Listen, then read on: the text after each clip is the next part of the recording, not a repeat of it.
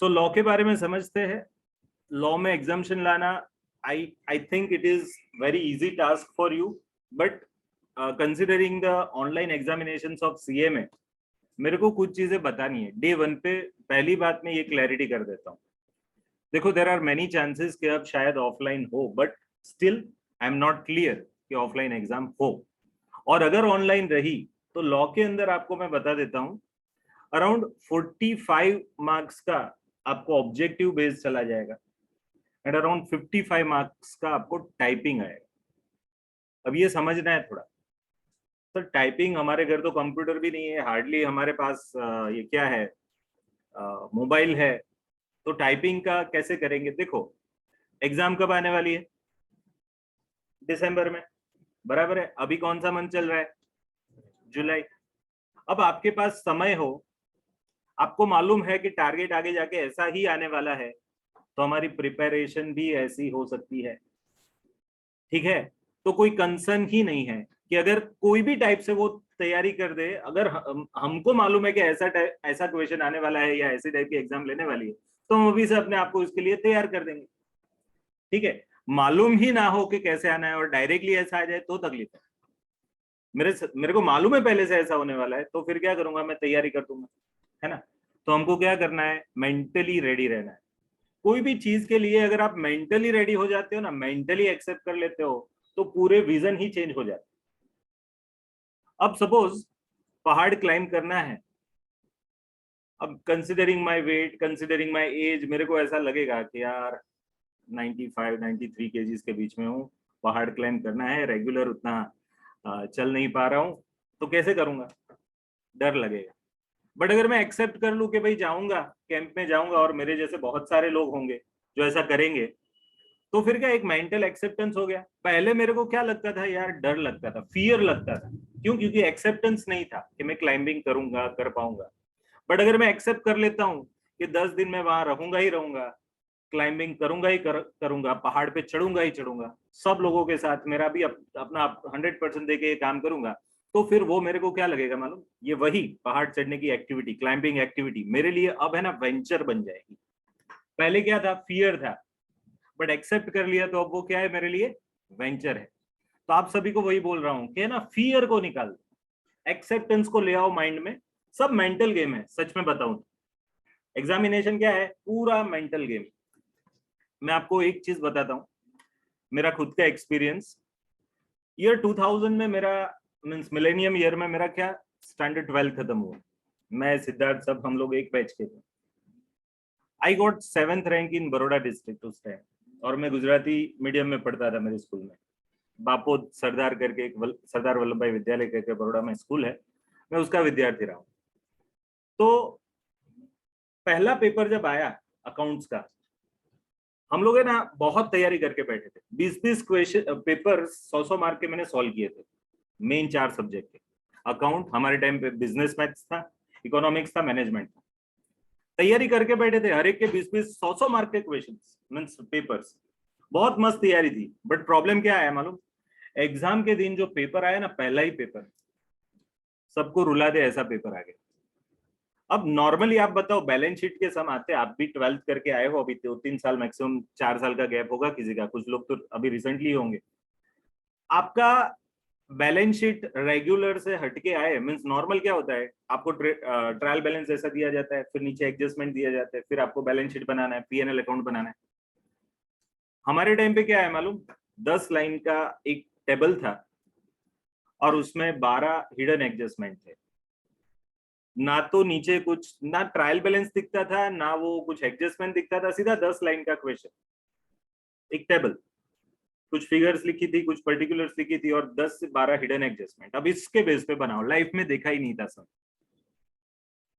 फिर दूसरा, हमारे टाइम पे देसी नामा आता था, तो देसी नामा के सम्स कैसे करते थे? उधर भी ट्रायल बैलेंस अकाउंट बनाने वैसे वैसे आते थे सम्स। हमारे टाइम पे 2.5 पेज का सम आया जिसके अंदर अकाउंट्स बनाए थे और रिवर्स वर्किंग करके आपको ट्रायल बैलेंस तक जाना था। साला दिखा ही नहीं था वो भी, है ना। क्लास में एक बार कराया था सर ने, और उस टाइम हम 4 लोग ही बैठे थे। एग्जाम के अगले दिन भी रिवाइज नहीं किया था ऐसा, पहले से बोल दिया था ऐसा पूछा ही नहीं जाता तो करने का नहीं। अब वो पेपर देखा, 16-16 मार्क के 2 सम, बैलेंस शीट टैली हो, उसमें तो हम लोग है ना जी जान लगाते थे, कंपटीशन ही हमारा उसमें था कि भाई किसकी बैलेंस शीट टैली हो, स्कूल के टाइम में, क्लास के टाइम पे। बट अब 2 क्वेश्चन देख के पहला तो उत्साह वो मर गया कि भाई होगा क्या। 10-15 मिनट है ना एकदम ब्लैंक हो गया। लाइफ में पहली बार ऐसी सिचुएशन मैंने फेस की कि ब्लैंक हो गया। ब्लैंक हो जाना मीन्स क्या मालूम, मेंटली ऐसा लगना कि शायद I will not able to appear, है ना, तकलीफ हो जाएगी। और मेरे स्कूल में मेरे बहुत अच्छे मार्क्स आते थे, रैंक आता था, मेरे क्लास में भी बहुत अच्छा आता था, थोड़ा इज्जत का सवाल भी आ गया। फिर क्या हुआ, फिर 15 मिनट के बाद जब मैंने ब्लैंक होके देखा आजू बाजू, मीन्स अब ये 2 क्वेश्चन नहीं आए ना, पूरा पेपर ही ऐसा लगता था कि नहीं आएगा नहीं आएगा नहीं आएगा। फिर उसके बाद सर उठा के आजू बाजू देखा तो सभी लोग क्लास में मेरे जैसे ही ऐसे वैसे देख रहे थे, चालू कैसे कर। तब मेरे को लगा ये बिजली सिर्फ मेरे पे नहीं गिरी है, पूरे क्लास पे गिरी है। तो हम लोग सभी एक ही नौका के भाई सवार है लोग। अब कोई टेंशन नहीं, मैंने ज्यादा मेहनत की है, मेरे को आइडिया है। तो सबसे ज्यादा कॉन्फिडेंस जिस चैप्टर में था ना, उससे मैंने सम चालू किया। वो भी नहीं आता था, ऐसा ही लगता था इनिशियली, ब्लैंक हो गया था पूरा। बट फिर मैंने चालू किया पेपर। मैं आपको बताऊं, उस पेपर में 8 मार्क का मेरा छूट गया था, 92 मार्क का लिखा था मैंने। वो 8 मार्क का भी छूटा था इसलिए मेरे पीछे भी सेकंड लास्ट बेंच में मेरा नंबर था। और लास्ट बेंच में भी आपको मालूम है, जब आपकी एग्जाम होती है 12th की 10th की, तो सेम नाम वाले लोग होते हैं, सेम सरनेम वाले लोग होते हैं, है ना, आगे पीछे। तो मेरे पीछे भी कोई दवली था, और वो भी अटेम्प्ट लगाया हुआ आदमी था, है ना। मैं रेगुलर स्टूडेंट, वो बात पीछे अटेम्प्ट वाला, और रो रहा था। मैं भी थोड़ा सेंसिटिव ज्यादा हूँ। वो रो रहा था, और रो रहा था। मेरे को क्या बोलता था, मेरी मम्मी मर गई इस साल, मेरी मम्मी मर गई, अब मेरी को तैयारी नहीं है, ये प्रॉब्लम है वो प्रॉब्लम है, चालू एग्जाम में। अब मैं लिख रहा हूँ और पीछे से डोज दे रहा है। बट फिर सेंसिटिव, मैंने सोचा, मैंने बोला एक काम कर। वो मेरे को जानता था कि यार तू तो सरदार वाला है, तेरे को तो बहुत अच्छा आता है, तेरा तो मेरे को मालूम है रैंक वैंक आता है स्कूल में, तो तू कुछ हेल्प कर मेरे को। मैंने बोला करता हूँ। पहली सप्लीमेंट्री वो 32 पेज की आती थी, वो पूरी खत्म की। उसके बाद 3-4 खत्म की। ऐसा करके पौने 2 घंटे हो गए ना। उसके बाद I have given my original supplement to him, पहली वाली, कि भाई तू पास हो जाए उसमें से। अब चोरी कराई मैंने, की नहीं, कराई। और फिर लास्ट 10 मिनट में जब सप्लीमेंट्री वापस आनी चाहिए ना, हमको भी स्टिच करना है हमारा, अब वो तब तक दे नहीं रहा था। वो लिख रहा था। मैं बोल रहा हूँ कि दे सप्लीमेंट्री। अब बाकी के सब लोग है ना सप्लीमेंट्री मांग रहे हैं, और वो सुपरवाइजर है ना बहुत ज्यादा घूम रहे होते उस टाइम पे, ऐसा पैसा ले तो चोरी का इंजाम लग जाएगा।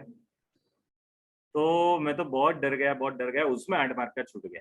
अब 92 मार्क का जो मैंने लिखा ना, उसमें मैं बताऊं, मैंने चालू किया था ऐसे डर से, और उसमें पहला क्वेश्चन जो चालू किया उसमें एक मिस्टेक पड़ी। 8 मार्क का क्वेश्चन था, उसमें से 4 मार्क कट गए, मेरे को मालूम है। बट बाकी का पूरा पेपर टैली था। मैं आई गॉट 88 इन अकाउंट्स उस टाइम, और वो भी 92 मार्क का पेपर लिखने के बाद। मेरे को मालूम थे इतने आने वाले। बट ये कैसे हुआ मालूम है, I accept the situation. Blank तो सभी का हो जाता है, अब क्या, खराब स्थिति आती है, उसके बाद क्या करने का, उसके बाद उसको फेस करने का, हमारी तैयारी पे भरोसा रखना, उसी से काम आगे बढ़ता है। तो आप सभी को भी यही एडवाइस है, पहले दिन से एक्सेप्ट कर लो कि लॉ के अंदर शायद अगर आपका टाइपिंग का आदत नहीं है तो टाइप करना पड़े। हम भगवान से प्रार्थना करेंगे कि भाई फिजिकल वाला आ जाए तो बहुत अच्छा, नहीं आता है तो और अच्छा। क्यों कि टफ एग्जाम में पास होने का मजा अलग है ना। आज मैं 22 साल के बाद भी आपको बोल रहा हूँ कि मजा आ गया था उस दिन। मेरे को मालूम था कितनी मजा थी, बट एडवेंचर लास्ट में लगा। बट है ना, आज 22 साल के बाद भी वो इवेंट याद है मेरे को। लाइफ में ना ऐसे इवेंट जहां एक्सट्रीम डर हो या एक्सट्रीम पराक्रम हो, वो हमको याद रहते। तो आप लोगों को भी मैं बोलता हूँ कि ये सब्जेक्ट को एक चैलेंज के तौर पे ले लीजिएगा। और मैं बताऊं चैलेंज कैसा सर, पढ़ने में कोई चैलेंज नहीं। चैलेंज किसमें है, शायद टाइपिंग आए, वो एकमात्र चैलेंज है, बाकी का कोई चैलेंजिंग बात नहीं। और आप सोचो 45 मार्क्स का तो ऑब्जेक्टिव है। अगर सही में प्रिपरेशन की ना, मैंने मटेरियल दिया, वो सही में पढ़ा ना, तो मैं गारंटी देता हूँ वो 45 में से ही 40 आ जाएंगे। ऑब्जेक्टिव है भाई, true false blank match making ऐसा होगा, कंसेप्ट पक्के, उनके तो 45 में से 45 होंगे। 55 में जितना टाइप करोगे ना, 15-20 मार्क का सही टाइप कर दिया तो एग्जाम्शन 60 अप। और आपको मालूम होता है कि सीएमए की एग्जाम में या सीए की या सीएस की, तीनों प्रोफेशनल एग्जाम में अगर आपके मोर देन 60 मार्क्स आ जाए तो वो पेपर आपका एग्जाम्प्ट हो जाता है। भले बाकी के कोई टॉपिक्स में आप फेल हो जाओ, कोई सब्जेक्ट में फेल हो जाओ, बट वो पेपर आपको वापस नहीं देना है अगर आपके 60 या प्लस मार्क्स आ जाए। सो आपको टारगेट हाई रखना है। कितना टारगेट रखना है? 75 टू 80 मार्क्स का। मैं बता रहा हूं क्यों। 80 मार्क्स का टारगेट रखोगे, कंसिडरिंग रिस्क फैक्टर, कुछ प्लस माइनस भी हुआ ना, 25% भी इंपैक्ट आया ना, 80 मार्क्स का टारगेट है आपका लाने का। कितना आएगा 100 में से, उसमें से 25% भी डेविएट हुआ बिकॉज ऑफ दिस सिचुएशन तो भी आपका एग्जाम्शन आएगा। तो आपको अपना टारगेट वेरी हाई रखना है, ठीक है। दूसरी बात, आपको मैं लॉ का पेपर स्टाइल बता रहा हूं कि कैसे पेपर्स आएंगे। अबे ना, एक यूनिफॉर्म पेपर स्टाइल उन्होंने फिक्स कर दी। वो पेपर स्टाइल आपके सामने रख रहा हूं, जरा देखिएगा क्या पेपर स्टाइल है। देखो वो लोग क्या पूछते हैं। तो क्वेश्चन 1 होता है जो आपको आएगा ऑब्जेक्टिव, जिसमें पर्टिकुलरली मैं बोलूंगा एमसीक्यू। पहला क्वेश्चन कंपलसरी एमसीक्यू, कितने मार्क का आएगा, जिसको हम सेगमेंट ए बोलेंगे। कंपलसरी एमसीक्यू है, बराबर है। दूसरा सेगमेंट बी है क्वेश्चन, उसमें भी एक ही आएगा बट उसमें शॉर्ट क्वेश्चंस है, ठीक है। सर कितने कितने मार्क्स का, वो बताओ। 20 marks, 20 marks. Question number C, ये यूनिफॉर्म है, सिर्फ लॉ में है ऐसा नहीं है। ग्रुप 1 में सभी सब्जेक्ट में अभी ऑनलाइन में ये सिस्टम पैटर्न चल रहा है। तो question 1 MCQ 20 mark, question 2 short questions, 2-2 mark के 10 क्वेश्चन आएंगे। शायद आपको कुछ टाइप करना पड़े, है ना, उसमें शॉर्ट नोट भी पूछ सकते हैं, डेफिनेशन भी पूछ सकते हैं, एक्सप्लेन द टर्म्स ऐसा भी पूछ सकते हैं। तो वो 2-2 मार्क में आएगा, है ना। अगर प्रैक्टिकल सब्जेक्ट की बात करें लाइक कॉस्टिंग, तो उसमें 2-2 मार्क के छोटे छोटे सम्स भी आ सकते हैं, बराबर है। तो ये फिर आएगा सेगमेंट नंबर सी। सी के बारे में बाद में बताता हूं, पहले डी बता देता हूं। सेगमेंट डी, उसमें भी एक क्वेश्चन भी हो सकता है और 2 क्वेश्चन भी हो सकते हैं। ये 12 मार्क का आएगा और ये केस स्टडी बेस्ड है। कैसे है? Case study based question. Case study based means क्या सर? तो इसके अंदर आपको है ना एक केस बना के देंगे, सिचुएशन बना के देंगे। लॉ की बात करूं तो सिचुएशन बना के देंगे, और फिर वो सिचुएशन में से कोई प्रैक्टिकल इश्यू क्रिएट होता है। अब वो इश्यू में आपका जजमेंट क्या है? सभी लोग फाउंडेशन आई थिंक क्लियर हो या फिर बीकॉम करके आए हो, तो मैं आपको बताता हूँ, आप सभी लोग इंडियन कॉन्ट्रैक्ट एक्ट पढ़े हो। तो उसमें क्या ऑफर एक्सेप्टेंस ऐसा आता है। सपोज ऐसा दिया गया कि सपोज मिस्टर ए ने ऑफर दिया, बराबर, कि भाई मैं आपको गुड्स बेचना चाहता हूँ। मिस्टर बी ने ऑफर को एक्सेप्ट कर लिया, डेट फिक्स हो गई, क्वांटिटी फिक्स हो गई, प्राइस फिक्स हो गई, है ना, गुड्स का टाइप फिक्स हो गया, क्वालिटी ऑफ गुड्स। अब जिस दिन गुड्स देना था उस दिन सपोज सप्लायर गुड्स दे नहीं पाया, या फिर वो देने आया तो बायर ने गुड्स लिया नहीं, मींस डिलीवरी एक्सेप्ट नहीं की। अब ये सिचुएशन हुई, तो अब चलो सपोज पहली सिचुएशन है कि भाई सप्लायर दे नहीं पाया, तो बायर की रेमेडी क्या है? बायर के पास क्या सॉल्यूशन है? अब क्या कर सकता है? तो उस पर वो केस कर सकता है, उसके पास से डैमेजेस मांग सकता है, क्या कर सकता है? That kind of A question can be asked. दूसरी सिचुएशन ऐसी भी बन सकती है कि भाई सेलर देने गया बट बायर डिलीवरी लेने से ना बोल दिया, एंड लास्ट टाइम पे ना बोल दिया कि मेरे को नहीं चाहिए। तो अब सेलर की क्या रेमेडी है? अब ये सिचुएशन बनाई और पूछा, बराबर है। अब नेगोशिएबल इंस्ट्रूमेंट पढ़ के आए हो, किसी ने चेक लिख के दिया और बाउंस हुआ because of insufficiency of fund, तो अब बायर के पास या फिर जिसने वो चेक डाला बैंक अकाउंट में, उसके पास क्या रेमेडी रहती है? तो ऐसे कुछ क्वेश्चन बना के आपको पूछ सकते हैं, ठीक है। तो ये केस स्टडी बेस्ड क्वेश्चन है। आपको लॉ है ना, तो लॉ में 6-6 मार्क के 2 क्वेश्चन शायद आ सकते हैं, और उसके अंदर भी 2-2 मार्क, 3-3 मार्क के सब पार्ट बने, बराबर है। अब सबसे इंपॉर्टेंट है ये वाला सेगमेंट सी। सेगमेंट सी में अल्टीमेटली 12 मार्क के 4 क्वेश्चन पूछेंगे, लिखने 4, पूछेंगे 6। सो यहाँ क्वेश्चन 1 2 3 4 5 6 ऐसे 6 क्वेश्चन आएंगे, हर एक क्वेश्चन 12-12 मार्क का। उसके अंदर सब पार्ट हो सकते हैं। शायद ये आपको दिख नहीं रहा है, जूमिंग ज्यादा है, 1 मिनट।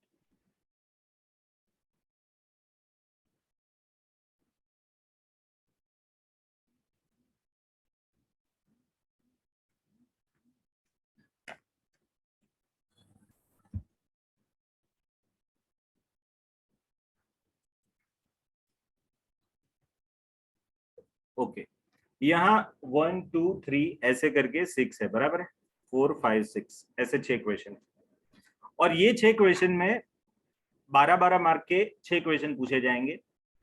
अब उसमें जो लास्ट वाला क्वेश्चन है ना 6 नंबर का, वो कंपलसरी आपका क्या रहेगा, तो शॉर्ट नोट रहेगा। क्या रहेगा, शॉर्ट नोट। कोई भी पेपर हो, whether it is a direct tax, whether it is accounts, whether it is costing, whether it is law, इसमें क्या आएगा, शॉर्ट नोट्स। और ये जो शॉर्ट नोट्स है वो कैसी आएगी, तो 4-4 मार्क की 3 आ सकती है, 3-3 मार्क की 4 आ सकती है, बट जो भी आएगी उसमें एक ऑप्शन और मिलेगा। सपोज 4-4 मार्क के 3 पूछे तो आपको पूछेंगे 4 और उसमें से लिखने होंगे 3, एक एक्स्ट्रा देंगे ऑप्शनल, ऑप्शनल बेसिस पे। तो ये छठा क्वेश्चन आपको शॉर्ट नोट का होगा। बाकी के 5 क्वेश्चन आपके सब्जेक्ट वाइज पॉसिबल है। कॉस्टिंग में एग्जांपल्स आएंगे मोस्टली, बराबर है, अकाउंट्स में मैक्सिमम एग्जांपल्स आएंगे, डीटी में भी मैक्सिमम एग्जांपल्स आएंगे, बराबर। बट ये वाला जो है लॉ, उसके अंदर क्या आएगा, तो लॉ के अंदर आपको डायरेक्ट क्वेश्चंस पूछे जा सकते हैं। यहाँ टाइपिंग आएगा, ये जगह पे क्या आएगा, आपका टाइपिंग आएगा। So you have to practice, ये चीज आपको प्रैक्टिस करनी पड़ेगी। Okay done. तो ये आपका रहा है पेपर स्टाइल। सो देखो मैं आपको है ना पहले से अवेयर करा देता हूँ कि आगे जाके क्या आने वाला है। सो आप है ना मेंटल एक्सेप्टेंस रेडी रखो अपने पास कि भाई ये आने वाला है, आगे जाके ये टाइप का क्वेश्चन पेपर होगा, है ना। और ये सेट पेपर स्टाइल है, अभी तक पिछले 1-2 अटेम्प्ट में ये सेट हो चुकी है। शायद ऐसा भी हो कि 2 महीने पहले वो बोले कि भाई ये स्लाइटली हम चेंज करेंगे। हमको रेडी रहना है कि भाई प्रोफेशनल कोर्स है, कुछ भी पॉसिबल है, बट अभी तक ये है। तो दिस, इससे हमारा क्या एक्सपीरियंस बनता है माइंड में, एक मेंटल सेटअप रेडी होता है, बराबर। अब लॉ के अंदर आपको कौन कौन से पेपर मीन्स लॉ के सब्जेक्ट में आपको कौन कौन से टॉपिक है उसकी भी क्लैरिटी जरूरी है। तो वो मैं आपको करने जा रहा हूं कि भाई लॉ के पेपर में कौन कौन से आपको टॉपिक आएंगे, या फिर हम बोल दे कि चैप्टर्स कौन कौन से आएंगे, तो वो मैं बताने जा रहा हूं, जरा देखिएगा।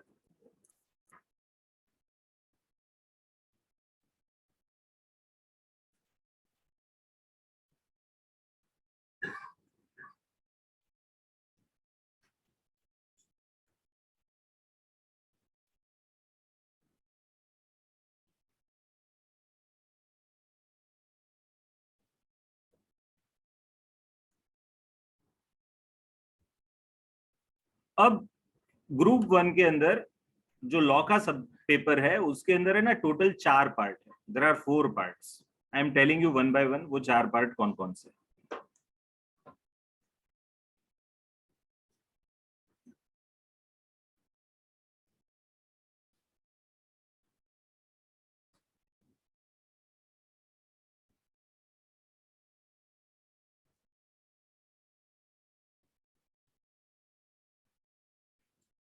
मेरा मॉड्यूल कॉपी नहीं हुआ है, नो इशू, चलो इधर ही बता देता हूँ।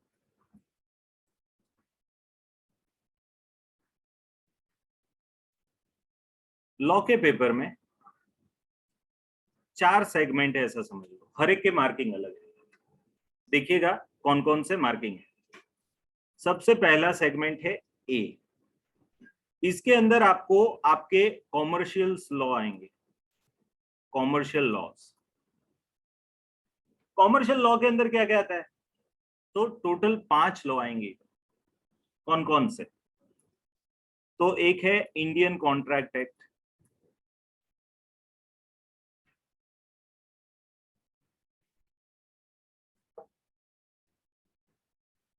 दूसरा क्या आएगा इंडियन कॉन्ट्रैक्ट एक्ट के बाद, वो समझाता हूं। आई थिंक ये थोड़ा जूमिंग इशू है, एक मिनट।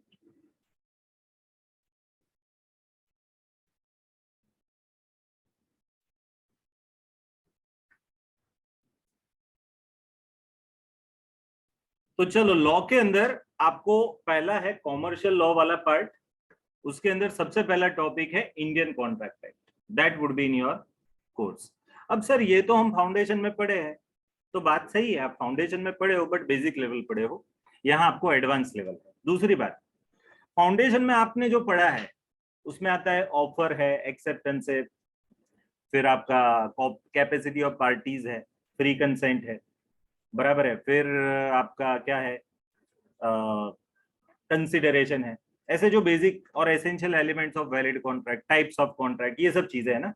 अब उसके अलावा 5 टॉपिक नए हैं जिसका नाम है indemnity, guarantee, bailment, plays and agency. इसको हम स्पेशल लॉ बोलते हैं। जो लोग बीकॉम खत्म करके आए हैं उनको मालूम है कि ये अलग से आपको रखा गया है। तो ये स्पेशल लॉ है, that is also there in your course. चलो, दूसरा कौन सा चैप्टर है इसके अंदर?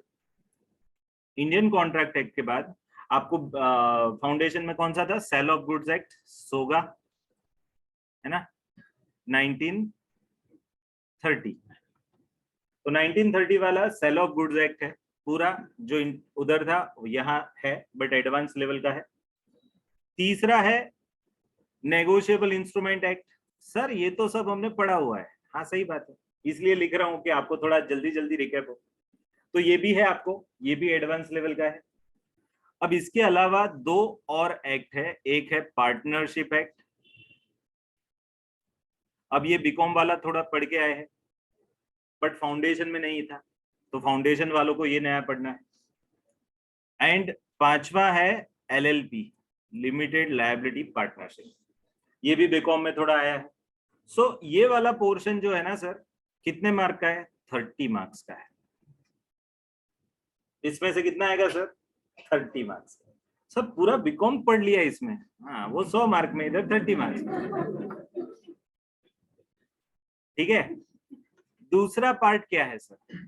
चलो दूसरा पार्ट बता देता हूँ। दूसरा पार्ट जो है ना, वो आपके लिए बहुत बड़ा पार्ट है, जिसको हम बोलेंगे इंडस्ट्रियल लॉ। और मैं सबसे पहला लॉ जो शुरू करूंगा इसी से शुरू करूंगा, क्योंकि ये आपके लिए नया है।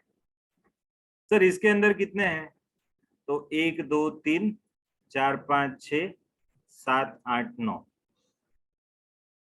9 कायदे हैं। सर इतना सारा? हाँ है। कितना मार्क का वेटेज है सर? 25 मार्क। सर कुछ नाम बताता हूँ ना। फैक्ट्रीज एक्ट, फिर पेमेंट ऑफ वेजेस एक्ट, फिर मिनिमम वेजेस एक्ट, फिर इसके अलावा है ना ग्रेजुएटी एक्ट, फिर PF provident fund and miscellaneous provision act, फिर इसके बाद आता है बोनस एक्ट,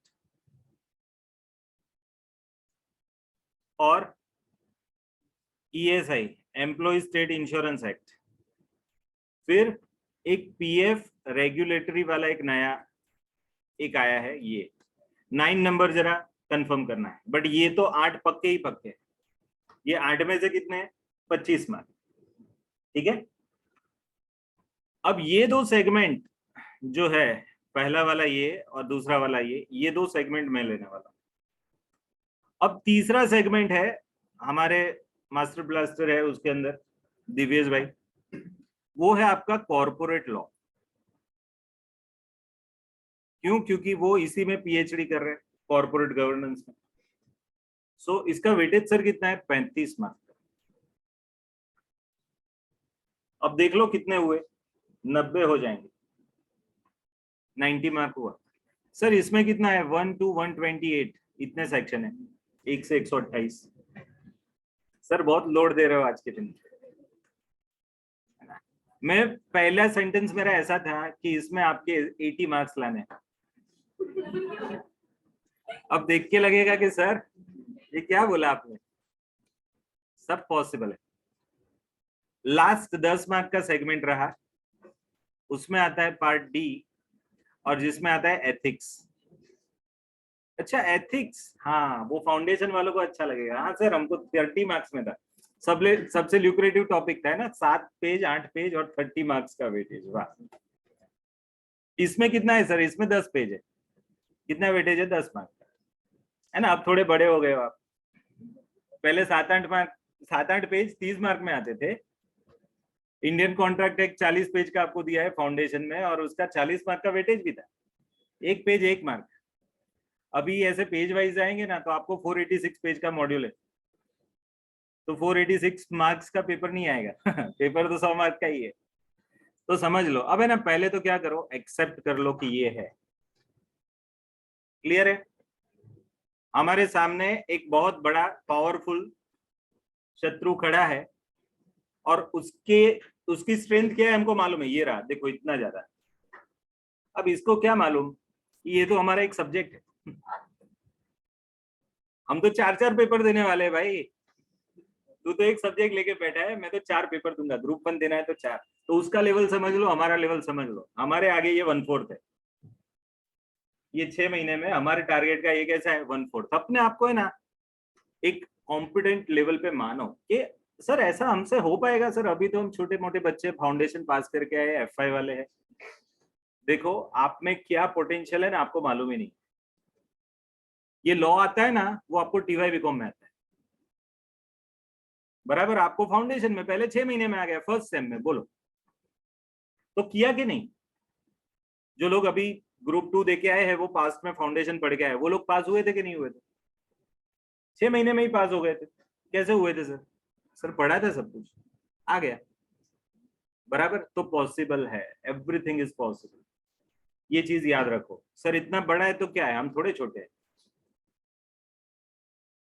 ये एक नहीं, एक मस्त सॉन्ग है, ये मत कहो खुदा से मेरी मुश्किलें बड़ी है, तुम ये मुश्किलों से कह दो मेरा खुदा बड़ा है। मीन्स क्या, मुश्किलें तो होएगी, आएगी, इसको मुश्किल मत समझो आप। ये तो हमको सीखना है, ये पहला देखा हो खत्म, दूसरा देखा हो खत्म, ऐसा ही होना है बराबर। तो ये आपका लॉ सब्जेक्ट है। लॉ सब्जेक्ट का पेपर स्टाइल मैंने आपको दिखा दिया। लॉ सब्जेक्ट के अंदर आपको कैसे टाइपिंग वाइपिंग करना है वो सब की भी बात कर ली मैंने। और अब हम इसके अंदर प्रैक्टिकली कोई एक चैप्टर से आगे बढ़ते हैं। स्ट्रेटेजी क्या रहनी है, आप सीधा समझ लो, वो 45 मार्क्स का जो ऑब्जेक्टिव आता है ना, उसमें आपको ज्यादा मेहनत कर लेनी है। तो उसके लिए सर आपके पास स्ट्रेटेजी क्या है? मेरे पास बहुत बड़ी स्ट्रेटेजी है, मैं बताता हूँ आपको। There are 4 different things. अब ये स्ट्रेटेजी मेरे को रिकॉर्डिंग लेवल पे नहीं लानी। यस, तो अभी तक हमने 3 चीजें देख ली। एक तो पेपर स्टाइल देख ली, दूसरा आपको कैसे टाइपिंग और कैसा ऑब्जेक्टिव वो बता दिया, तीसरा आपको आपके मॉड्यूल के अंदर जितने भी चैप्टर्स है उसका बाइफर्केशन कर दिया topic wise, mean segment A में इतना, B में इतना, C में इतना, D में। अब आज उसमें से सेगमेंट B, जिसको हम इकोनॉमिक लॉज बोलते हैं, उसकी मैं शुरुआत करता हूँ बराबर। तो चलो फैक्ट्रीज एक्ट में हम आगे बढ़ते हैं। देखो ये रहा आपके सामने हमारा पूरा फैक्ट्रीज एक्ट का मटेरियल। ऐसा हमारा मटेरियल रहेगा जिसमें मैंने पूरा आपका मॉड्यूल जो है उसको तोड़ मोड़ के जोड़ किया है। मीन्स क्या, पूरे मॉड्यूल को ये पढ़ोगे तो you don't have to refer anything. क्या पढ़ना है, कहाँ अंडरलाइन करना है, कौन से वर्ड्स काम के नहीं है, सब निकाल के एक स्मूथ लाइन बना के आपके लिए बनाया हुआ। So you have to refer this बराबर। तो चलो ये रहा फैक्ट्रीज एक्ट। फैक्ट्रीज एक्ट की हम शुरुआत करते हैं। तो मैं बता रहा हूँ कि फैक्ट्रीज एक्ट का बैकग्राउंड बता रहा था कि भाई वो कैसे बना, क्यों बना। अब मैं बैकग्राउंड में जाता हूँ। कोई भी लॉ जब भी बनता है ना बच्चों, याद रखो उसके पीछे कोई रीजन होता है, उसके बिना लॉ नहीं बन जाता। कोई नीड क्रिएट होती है, उसकी वजह से लॉ बनता है। अब मैं बता रहा हूँ कि सपोज हम आजाद हुए, उस टाइम आपको मालूम है कोई भी ट्रैफिक रिलेटेड लॉ नहीं था, ना तो इंफॉर्मेशन टेक्नोलॉजी रिलेटेड लॉ था। क्यों? क्योंकि उस टाइम वो सिचुएशन ही नहीं थी, बैलगाड़ी में चल रहे थे हम सब लोग बराबर। तो वहां कहाँ एक्सीडेंट होने, कहाँ ट्रैफिक, कहाँ ग्रीन सिग्नल, कुछ नहीं। बट लेटर ऑन जब कार बढ़ी है ना, ट्रक बढ़ी, फिर कुछ रोड्स कंस्ट्रक्ट हुए, फिर कुछ एक्सीडेंट्स वगैरह हुए, लोग मरने लगे, तब जाके ऐसा लगा कि भाई इसके रिलेटेड लॉ बनाना जरूरी है। सिचुएशन खड़ी हो गई ना, डिसिप्लिन नहीं रखेंगे तो कैसे होगा। So that is why law से ना एक डिसिप्लिन खड़ी होती है, एक नियम बनता है। और लॉ हमेशा एनफोर्सेबल होते हैं, है ना, क्योंकि कॉन्स्टिट्यूशनली वो बना है बराबर। उसका कैसे बनता है वो भी प्रोसेस एक बार मैं डिस्कस करूंगा आपको। बट कोई भी लॉ बनता है तो वो एक मैंडेटरी स्टेटस आ जाता है, उसको कंपलसरी हमको फॉलो करना होता है। लॉ का मीनिंग क्या है भाई? Law is nothing but set of rules, कुछ नियम का ग्रुप है जो हमको फॉलो करना है। अब ये जो फैक्ट्रीज एक्ट बना 1948 में, उसकी नीड खड़ी हुई क्यों? क्योंकि भाई आजादी के बाद, उस टाइम तो क्या अंग्रेजों का शासन था 1947 के बाद, पहले उसके बाद हम जब आए तब फैक्ट्रीज की सिचुएशन अब हमको हैंडल करनी थी। अंग्रेज तो चले गए, उन्होंने उस टाइम कुछ लॉ नहीं थे उसके लिए, तो हमने हमारे लॉ बनाए। और हमने सोचा कि जो वर्कर फैक्ट्री में काम करता है उसकी हेल्थ के बारे में हमने कभी सोचा है? सपोज उस मशीन में उसका हाथ आ गया, उसको परमानेंटली कुछ तकलीफ हो गई, तो उसके लिए क्या है सॉल्यूशन भाई? है ना, कुछ कुछ कॉम्पनसेशन है उसके लिए। सो दैट इज वाई ये सब सिचुएशंस खड़ी हुई और वो सिचुएशन का आंसर ये लॉ में है। ये पूरा फैक्ट्रीज एक्ट है ना बच्चों, उसके अंदर 3 चीजों पे फोकस है। पूरे फैक्ट्री एक्ट का मैं आपको है ना पर्पस बता देता हूँ, सार बता देता हूँ। ये पूरा फैक्ट्रीज एक्ट जो है ना, ये 3 चीजों के आजू बाजू घूम रहा है। पूरे फैक्ट्रीज एक्ट में ये 3 चीजें।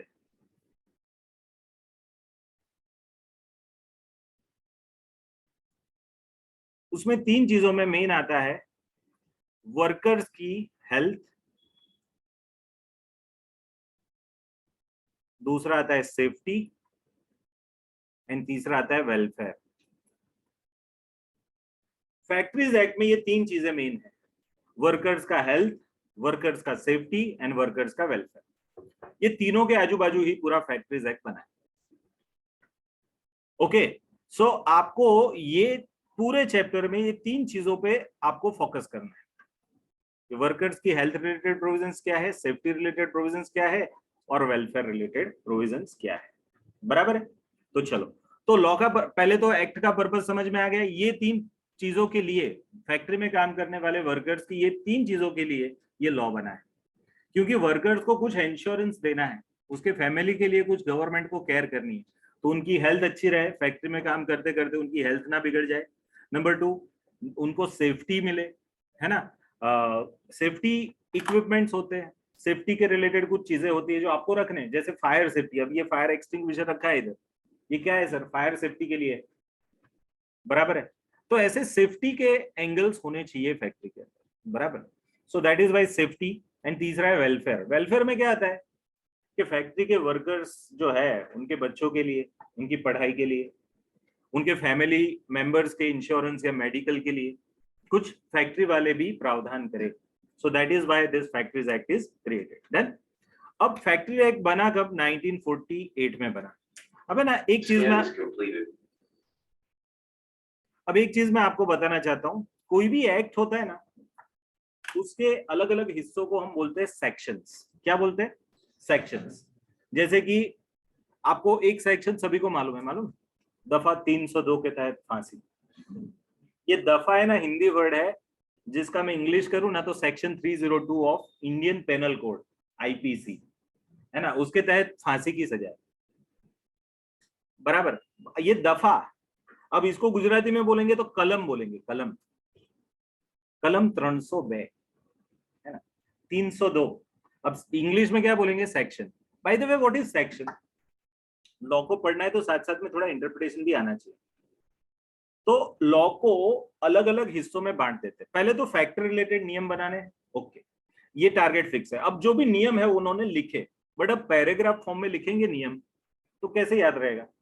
या कैसे उसको एक निकालना है ये सेक्शन, तो कैसे मींस कोई भी मुद्दा निकालना है तो कैसे आएगा? तो दैट इज वाई उन्होंने ना उसको प्रॉपर वर्गीकरण किया, बाइफरकेशन किया।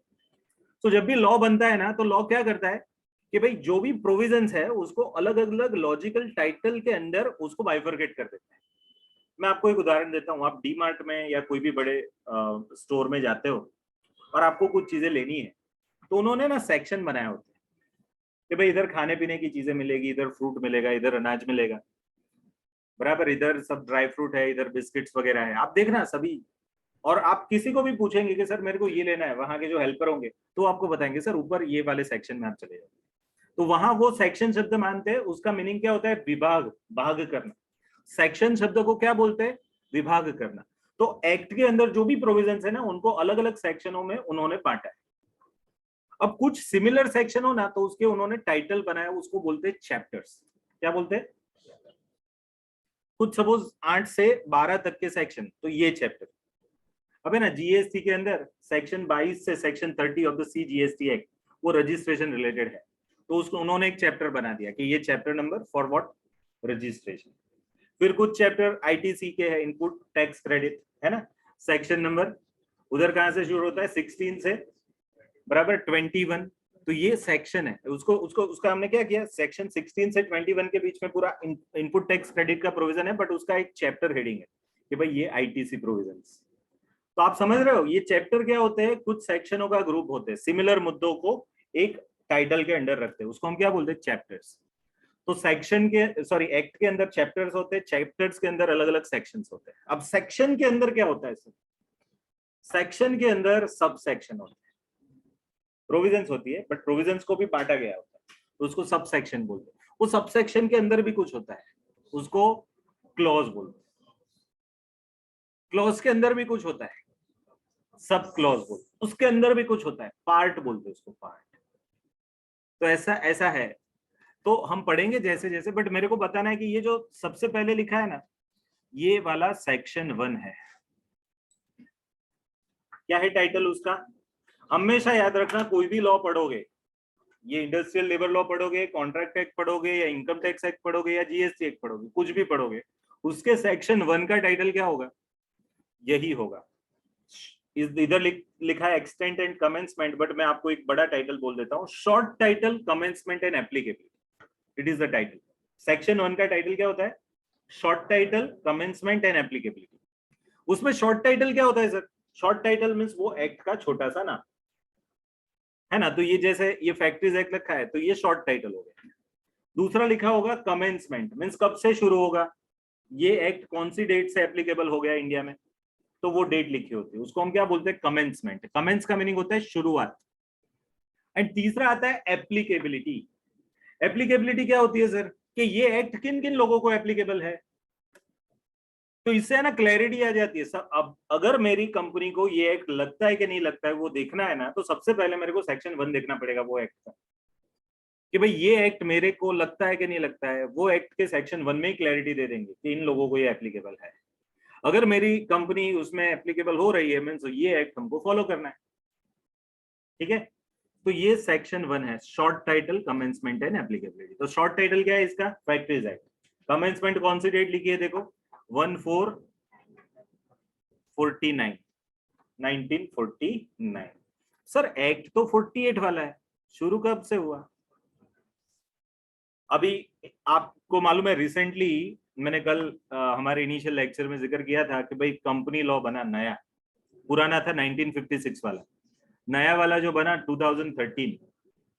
नाम है कंपनीज एक्ट 2013, बट एप्लीकेबल कौन सा है, मैं बोला था 1/4/2014 से एप्लीकेबल। सच में तो है ना जुलाई के बाद चालू हुआ, बट है ना उन्होंने रिट्रोस्पेक्टिव इफेक्ट से उसकी इंप्लीकेशन कर दी। 1 जुलाई से चालू तो हो गया, बट उन्होंने बोला इट इज एप्लीकेबल फ्रॉम 1 अप्रैल 2014, ठीक है। तो ये भी लॉ बना 48 में, बट है ना उसकी एप्लीकेबिलिटी उन्होंने कब चालू की, 1449। बाय द वे ये आपको याद रखना है, मेरे हिसाब से मार्क्स जिनको चाहिए ना उनको याद रखना चाहिए, क्योंकि कभी कभी ये लोग ऐसा भी पूछ लेते हैं, क्या मैच मेकिंग में 2 मार्क में पूछेंगे, आधा मार्क का वेटेज होगा इसमें। 2-3 एक्ट 4 एक्ट के नाम लिखेंगे, बाजू में उसकी एप्लीकेबिलिटी डेट लिखी होगी, और फिर आपको मैच मेकिंग करना पड़ेगा। सर कैसे याद रहेगा, भरोसा रखिए अपने दिमाग पे, है ना, बहुत कैपेबल है। आप 1 से 12 खत्म करके आए हो तो सब कुछ याद करके ही आए हो, ऐसे वैसे तो आए नहीं, बराबर है। तो ये याद रखना है, बराबर। मेरे हिसाब से एमसीक्यू के एंगल से या फिर मैच मेकिंग के एंगल से ये काम है, बराबर। दूसरा शॉर्ट टाइटल हो गया, कमेंसमेंट हो गया, एंड एप्लीकेबिलिटी। अब किनको एप्लीकेबल है वो हम आगे डिटेल में देखते हैं। अब यहाँ सीक्वेंस में आगे जाते हैं कि the factories act enacted to regulate, देखो पर्पस लिखा है इधर, to regulate working condition in factories. अब है ना ये जरा समझ लो, यहाँ क्लियर विजन बता दिया एक्ट क्यों बना, तो भाई फैक्ट्री के अंदर की वर्किंग कंडीशंस अच्छी होनी चाहिए। कभी कभी देखना, अब सपोज हम ये रूम में बैठे, ये 2 एसी है, अब इतने लोग हैं, हम तकरीबन 60-70 लोग हैं। अब ये जो एयर कंडीशन है 2-2 टन के 2 एसी है, अब सपोज उसकी जगह में सिर्फ एक एसी रखता, वो भी 1 टन का, तो तो मैं बताऊं 1-1.5 घंटे के अंदर आपको सफोकेशन फील हो जाता है। तो ये वर्किंग कंडीशन अच्छी नहीं है। इधर 6 घंटे बैठ के पढ़ना हो ना तो ऐसा नहीं चलेगा।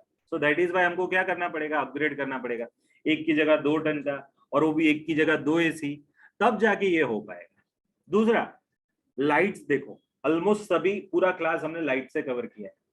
अगर लाइटिंग ना हो तो आपको पढ़ना लिखना कैसे आएगा? सपोज यहाँ एक भी लाइट चालू ही ना रखो, नहीं सर ये तो थिएटर जैसा मस्त, बट लिखने का क्या, उस टाइम पे लाइटिंग चाहिए।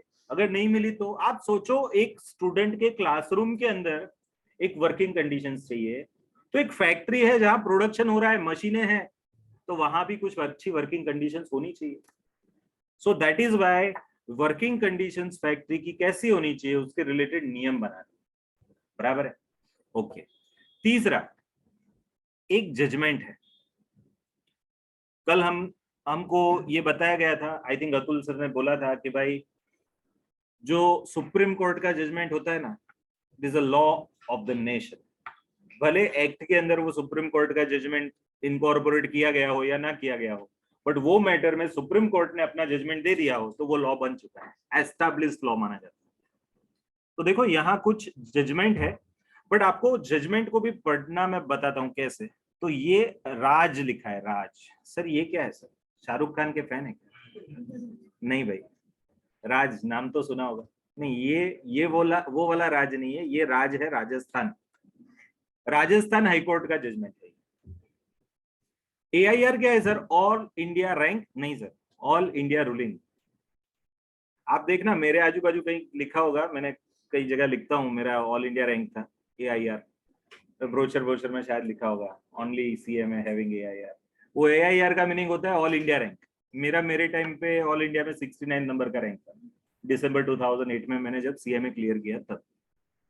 बट यहाँ AIR का मीनिंग क्या है? All India ruling. मीन्स ये भले राजस्थान हाईकोर्ट का जजमेंट है, but it is applicable to whole of India. दूसरा सर, ये कब आया जजमेंट? 1993 में आया।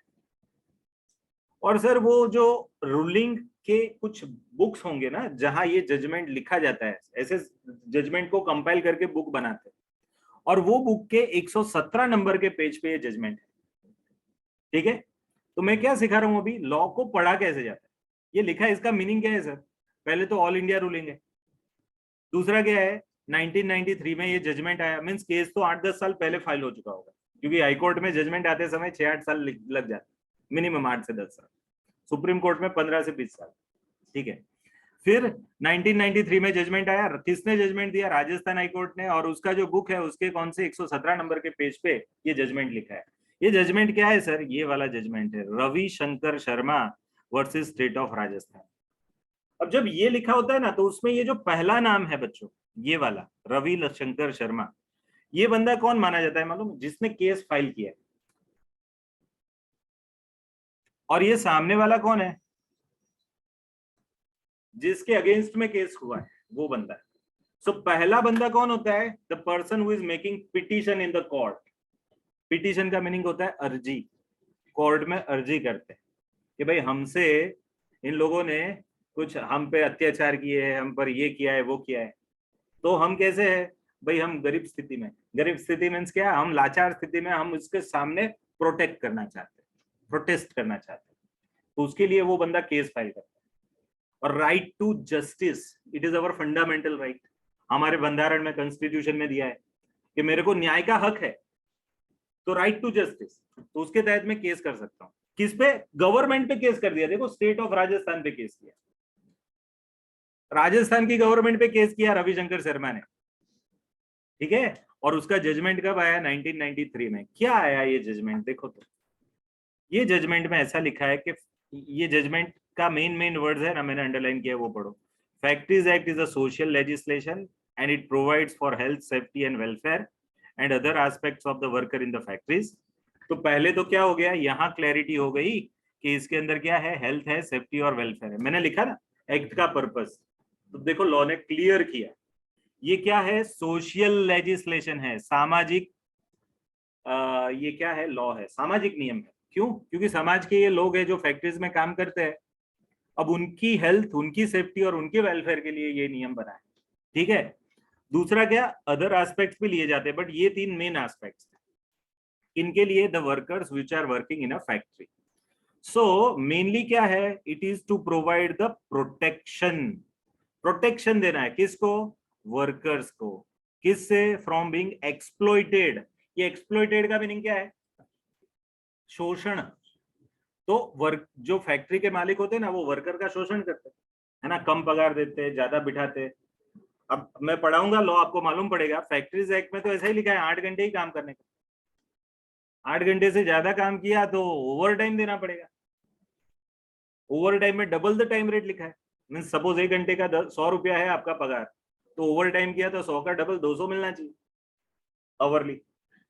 अब आप देखो, बहुत सारे आप में से बहुत सारे लोग होंगे जिनके पेरेंट्स या आजू बाजू वाले कुछ लोग फैक्ट्रीज में काम करते होंगे, और उनको है ना 8 घंटे का जॉब नहीं होता, 10-10 11-11 घंटे का जॉब होता है, पगार 8 घंटे का मिलता है, मंथली पगार फिक्स है, बट है ना 10 घंटे 12 घंटे बैठते, ओवर टाइम नहीं मिलता है।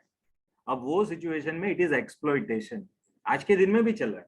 बट क्या है, जो आदमी के पास क्या है कि भाई प्रॉपर जॉब नहीं, वो बंदे का एक्सप्लॉइटेशन होता है, बराबर।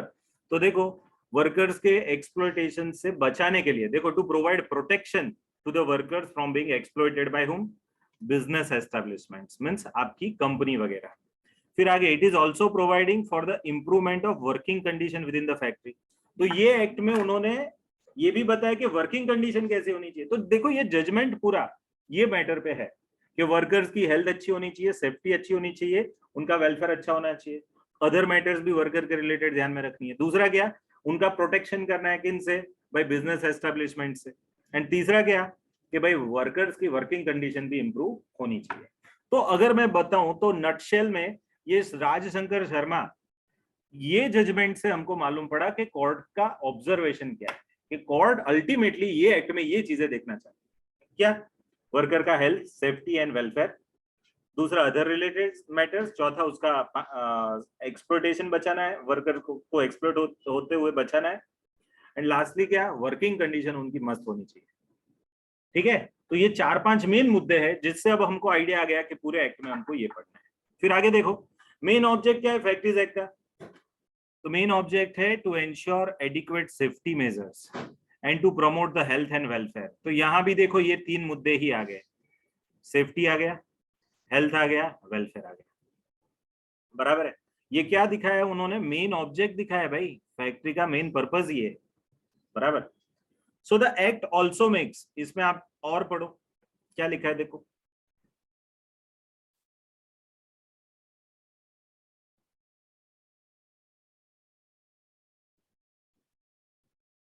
ये मस्त प्रोविजन है, सुनो। Act also makes provisions regarding what, woman and young person. Woman का मीनिंग है फीमेल जेंडर, आपको मालूम है, फैक्ट्री में काम करने वाली लड़कियां, woman means that sense. And दूसरा क्या, यंग पर्सन। सर फैक्ट्री में यंग पर्सन काम कर सकते हैं? अब यंग पर्सन को समझना पड़ेगा पहले तो, यंग पर्सन किसको बोलते हैं। तो मैं बताऊं, यंग पर्सन मीन्स सर वो जो 18 की एज का हो ना, वो यंग बोलते हैं, एडल्ट। सर वो बातें नहीं, वो नहीं है मीनिंग, उसको तो एडल्ट बोलते हैं सर। तो यंग किसको बोलते हैं, 18 से कम वाले को यंग बोलते हैं। अब 18 से कम वाली जो कैटेगरी है ना कंपनी में, वेदर वो लड़का हो, लड़की हो, या तीसरा जेंडर हो, कोई भी 18 से कम की एज का, वो लोग 3 हिस्सों में बांटे गए हैं। एक है माइनर, दूसरा क्या है एडोल्सेंट, एंड तीसरा है मेजर जो 18 से ऊपर। मीन्स अब आप सोचो, कोई भी आदमी, मीन्स फैक्ट्रीज में काम करने वाले लोग ये 3 कैटेगरी में होंगे, उसमें एक कैटेगरी को उन्होंने प्रोहिबिटेड किया है, एक माइनर को उन्होंने प्रोहिबिटेड किया है। और माइनर की डेफिनेशन इधर क्या है मालूम, कि जो 14 ईयर से कम है। अब सर हम तो 18 पढ़े, अब वो इंडियन कॉन्ट्रैक्ट एक्ट है, ये कौन सा है, फैक्ट्रीज एक्ट। तो हर एक जगह पे सर डेफिनेशन चेंज हो जाती है। हाँ, खतरनाक, ये शब्द को क्या समझोगे आप, डिक्शनरी मीनिंग निकालोगे ना तो ऐसा लगेगा कि भाई जिससे आपका बॉडीली इंजरी हो, ऐसी कोई जगह चीज, उसको खतरनाक बोलेंगे, डेंजरस। बट अब मैं ऐसा बोलूं यार खतरनाक पॉइंट है ये चैप्टर में, तो ये क्या मीनिंग, कि भाई ये चैप्टर में ये वाला पॉइंट है ना, उसका हाईएस्ट लॉजिक। अब यहाँ खतरनाक शब्द का मीनिंग अलग निकला, तो ऐसा एक ही शब्द अलग अलग पर्पज से यूज होता है, बराबर है। WWF के कोई प्लेयर के बारे में बोलेंगे, अंडरटेक खतरनाक प्लेयर है, तो अंडरटेकर है ना, अंडरटेक नहीं अंडरटेकर अब तो शायद उसका जमाना निकल गया है, वापसी हो गया, घर वापसी हो गया, उसका एज हो गई उनकी। But what I want to tell is कि सिंगल शब्द का मीनिंग अलग अलग जगह पे अलग अलग होगा। तो यंग पर्सन की डेफिनेशन में ये दो लोग आते हैं, एडोलसेंट जो 14 से 18 के बीच वाले हैं, और 14 से कम वाले जिसको हम माइनर बोलते हैं, बराबर है। एंड 18 के ऊपर वाले हैं उसको हम क्या बोलते हैं, एडल्ट या मेजर बोलते हैं, बराबर है। तो यहाँ यंग पर्सन की जब बात की जाती है तो 18 से कम वाले, उसमें दो कैटेगरी, 14 से कम वाले की किसको हम बोलेंगे, उसको माइनर बोलेंगे, और 14 से 18 के बीच वालों को हम क्या बोलेंगे, एडोलसेंट। और फैक्ट्री में ना एडोलसेंट काम कर सकते हैं, यस 14 से ऊपर वाले काम कर सकते हैं, बट उसके लिए कुछ नियम बनाए। सिमिलरली वर्किंग वुमन, वुमन के लिए भी कुछ नियम फैक्ट्रीज एक्ट में अलग से बनाए हैं, वो हमको पढ़ना है।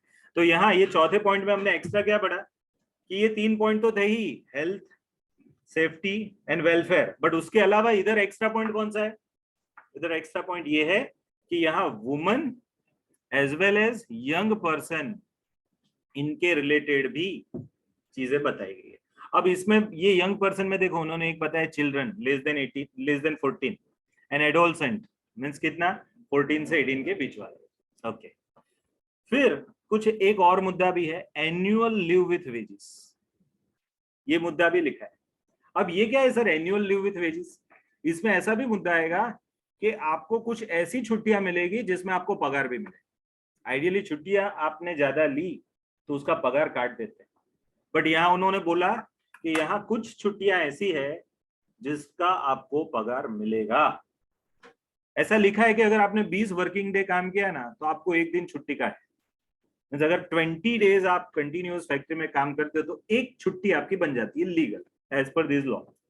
अब आप सोचो 365 दिन है, उसमें 52 संडेज है वो निकाल दो, 12-13 जो पब्लिक हॉलीडेज है वो निकाल दो, तो भी 300 वर्किंग डे बनते, मीन्स वो 52 + 13 ऐसा करके 65 दिन निकाल देते हैं, तो फिर 300 दिन बनते। अब 300 दिनों में आपने हर रोज वहां जाके काम किया तो कितना, 300 बराबर है, हर रोज काम किया तो 300 डिवाइडेड बाय 20 करो, क्योंकि हर 20 दिन पे एक छुट्टी मिलती है, तो 300 दिन काम किया किसी ने कंटिन्यूअस, एक भी छुट्टी नहीं, तो 300 डिवाइडेड बाय 20 करो, कितना आता है, 15 दिन। तो 15 दिन का अब आपको क्या मिलेगा, छुट्टी मिलेगी, और वो छुट्टी पे आप जाओगे ऑफिशियली तो भी पगार मिलेगा। वो 15 दिन मीन्स नेक्स्ट ईयर में आप 15 दिन की ऑफिशियल छुट्टी ले सकते हो और उसमें आपको पगार भी मिलेगा, ठीक है। तो इसको बोलते हैं एनुअल लीव विथ वेजेस, सालाना कुछ छुट्टियां आपको मिलती है जिसमें आपको पगार दिया जाता है, बराबर है। And the act extends to whole of India including JNK। अब ये ना बहुत बार आएगा कि ये एक्ट इंडिया में एप्लीकेबल होता है, हाँ पूरे इंडिया में एप्लीकेबल होता है इंक्लूडिंग जम्मू कश्मीर। और उसमें क्या क्या कवर होता है, तो भाई ऑल मैन्युफैक्चरिंग प्रोसेस कवर हो जाता है, एंड दूसरा जो एस्टेब्लिशमेंट ये फैक्ट्री की डेफिनेशन में आते हैं वो सब कवर हो जाता है। मीन्स समझ लो ये पूरा एक किन को एप्लीकेबल है, फैक्ट्रीज को, क्योंकि नाम ही है फैक्ट्रीज एक्ट। एंड कुछ बार फैक्ट्रीज में प्रोडक्शन होता है, कुछ बार फैक्ट्री के अलावा कोई जगह पे प्रोडक्शन होता है, तो वो सभी जगह जिसको हम मैन्युफैक्चरिंग प्रोसेस बोलते हैं वो भी कवर होते हैं, वेदर फैक्ट्री के अंदर हो या बाहर। सो इन शॉर्ट जहां प्रोडक्शन प्रोसेस होगा, जहां फैक्ट्री होगी, यहाँ वहां ये एक्ट एप्लीकेबल होगा, ठीक है। तो आई थिंक मेरा 9:30 कितने कितने बजे तक है मेरा लेक्चर, मेरे को आइडिया नहीं है, 11:15 तक है, हाँ 10, मेरे को लगा 9:30 to 11 वाला है, चलो बहुत अच्छा। तो अब देखो यहाँ मैंने नोट्स के लिए थोड़ी जगह रखी है, आपको ये पैम्पलेट जब दिया जाएगा तो आपको इधर कंक्लूजन लिखने हैं कुछ। कैसे कैसे कंक्लूजन लिखोगे, तो पहला आप लिखोगे कि यहाँ हेल्थ, वेलफेयर,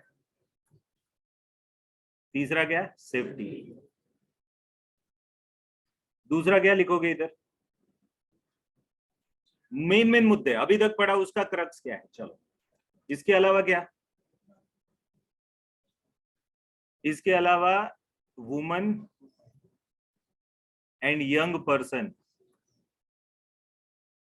उसके रिलेटेड लेजिस्लेशन। फिर क्या,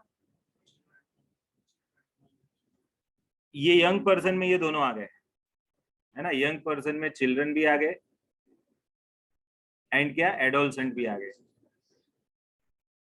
फिर क्या वर्किंग कंडीशन पे फोकस था इधर,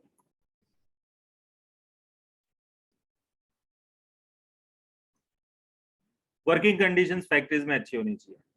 फिर क्या था, एनुअल लीव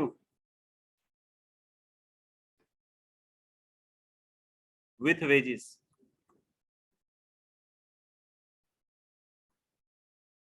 फिर क्या था,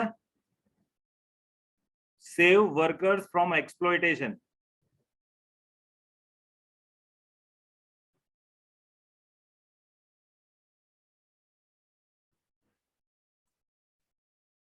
ठीक है, कल I think one of the pass students ने, आई थिंक मनन ने या किसी ने बताया था कि आप जो भी पढ़ते हो ना उसका कुछ समरी बनाना चाहिए।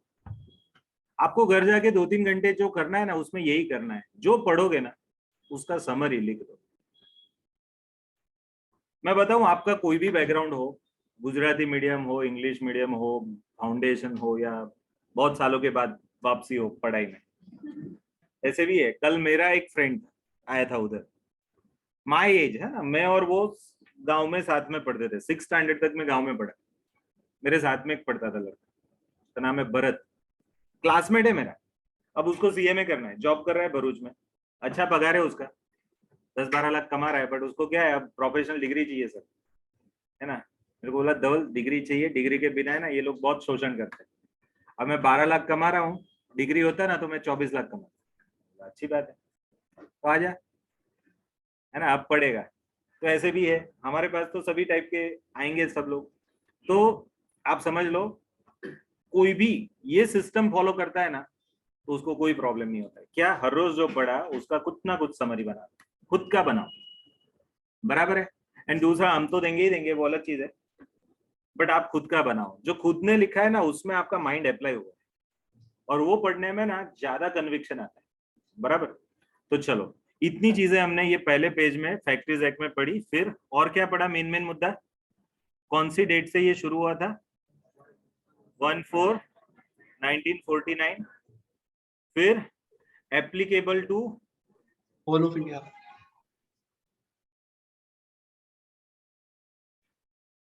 Whole of India, including Jammu and Kashmir. Jammu and Kashmir. फिर क्या, और क्या है अंदर,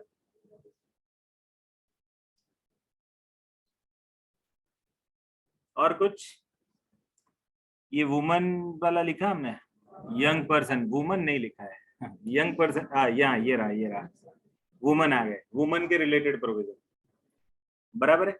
बस, तो I think most of the things जो पहले पेज के थी वो आ गई। चलो, अब सबसे पहले तो जब हम फैक्ट्रीज एक्ट पढ़ते हैं तो हमको समझना पड़ेगा कि फैक्ट्री किसको बोलते हैं, वो मैं अभी जाता हूं। बट उससे पहले ये 3 डेफिनेशन ऐसी है जो आपको मॉड्यूल में नहीं मिलेगी, बट पुराने मॉड्यूल्स में थी, और हम तो टीचर है ना, जो जो अच्छा अच्छा है वो रखते हैं। और बाय द वे मैं बताऊं, आपको सबसे ज्यादा फायदा मेरे से ये होने वाला है कि मैं खुद जब पढ़ा सीएमए, उस टाइम सिलेबस था 2002 बेस्ड, क्योंकि मैं 2008 में क्लियर हुआ, सिलेबस 2002 बेस्ड चल रहा था उस टाइम। फिर जब 2009 से मैंने मेरे खुद के क्लासेस चालू किए, तब सिलेबस बना था सिलेबस 2008,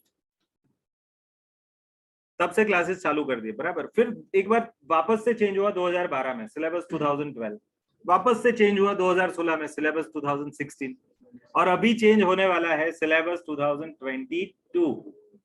मैं सभी का विटनेस हूं। पहले सिलेबस में मैं स्टूडेंट था, बाकी के सभी सिलेबस में मैं टीचर हूं, तो मेरे को A to Z मालूम है क्या है क्या नहीं है, और किसके अंदर कौन सी चीज है जो काम की है। अब ये 3 डेफिनेशन है ना, फैक्ट्रीज एक्ट खोल के देखोगे तो मिलेगी, बट हमारे मॉड्यूल में देखोगे तो नहीं मिलेगी, उड़ा दी है, बराबर। बट मेरे को लगा ये इंपॉर्टेंट है आपके लिए, तो मैंने रखा है। इसलिए कि जो भी ऑब्जेक्टिव क्वेश्चंस आपको दिए जाएंगे, सुनिएगा, वो ऑब्जेक्टिव क्वेश्चंस में पिछले 10 साल की एग्जामिनेशन के क्वेश्चन भी है, मींस 20 अटेम्प्ट के। अब उसमें जब पुराने सिलेबस में, 16 वाले सिलेबस में, बराबर, कुछ ये डेफिनेशंस थी, अब उधर कुछ क्वेश्चन उसके बेस पे पूछे गए होंगे। आपको लगेगा सर हमारे मॉड्यूल में तो है नहीं, बट पास्ट में है, और एग्जामिनर ने शायद पूछ लिया उसमें, तो आपको तो बेनिफिट हो जाएगा कि आपका तो ये पढ़ा हुआ है, ऐसा मालूम पड़ेगा। तो देखो एडल्ट किसको बोलते हैं, 18 का हो गया है वो। एडोलसेंट किसको बोलते हैं, अब यहाँ देखो सर आपने अभी 14 बोला, यहाँ 15 है एंड ये 18 है, 15 से 18 के बीच का, तो वो has completed his 15 year of age. तो सर 14 का है, 14 है, 14 भी है, कहाँ है सर, इधर है, नहीं इधर नहीं। एक दूसरा लॉ आता है पेमेंट ऑफ वेजेस एक्ट, उधर एडोलसेंट की डेफिनेशन है, वहां 14 ईयर है। अच्छा ऐसा एडोलसेंट की डेफिनेशन दोनों में अलग है, हाँ ऐसा है, वहां 14 में रखा है, यहाँ 15 में रखा है। बट ये जरा एक चीज याद रख लेना, मेरे से ये लिखने में ये हुआ है, बट 15 ईयर है, 15 to 18 बराबर, 15 से 18, 15 खत्म वाला, 15 खत्म वाला मीन्स क्या, अभी 15 बर्थडे उसने सेलिब्रेट कर दिया है, 16, 17 और 18 सेलिब्रेट करे, उससे पहले तक का टाइम उसका एडोलसेंट एज है, बराबर है, टीनेजर बोलते हैं उसको, बराबर। और वो मिनिमम वेजेस एक्ट में क्या आएगा, 14 ईयर्स, बराबर। चलो आगे, चाइल्ड किसको बोलते हैं, तो ये 15 से कम वाले चाइल्ड है, आप समझ लो, 0 से शुरू करो, ये 15 का हुआ तो यहां तक ये चाइल्ड है। अब यहाँ ये 15 हुआ, ये 18 हुआ, तो ये एडोलसेंट है यहाँ। और ये 18 के बाद ऊपर वाले जो है उसको हम क्या बोलेंगे, एडल्ट। तो ये 3 डेफिनेशन है भाई, बराबर, पहले थी अभी नहीं है, तो ये याद रखना है। चलो अब मेरे को सबसे पहले आपको ले जाना है फैक्ट्री की डेफिनेशन में। अब ये 3 डेफिनेशन भी ऐसी है जो पुरानी थी, नए में नहीं लिखी है। चलो सबसे पहले मेरे को फैक्ट्री की डेफिनेशन में ले जाना है, बहुत फास्ट भागता है, लास्ट पेज पे आ गया।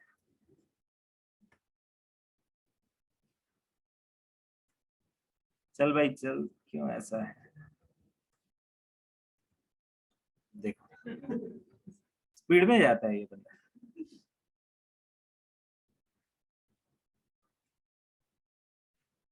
आई थिंक है ना, ये मेरे को इसमें हाथ बैठाने में टाइम लगेगा ऐसा लगता है।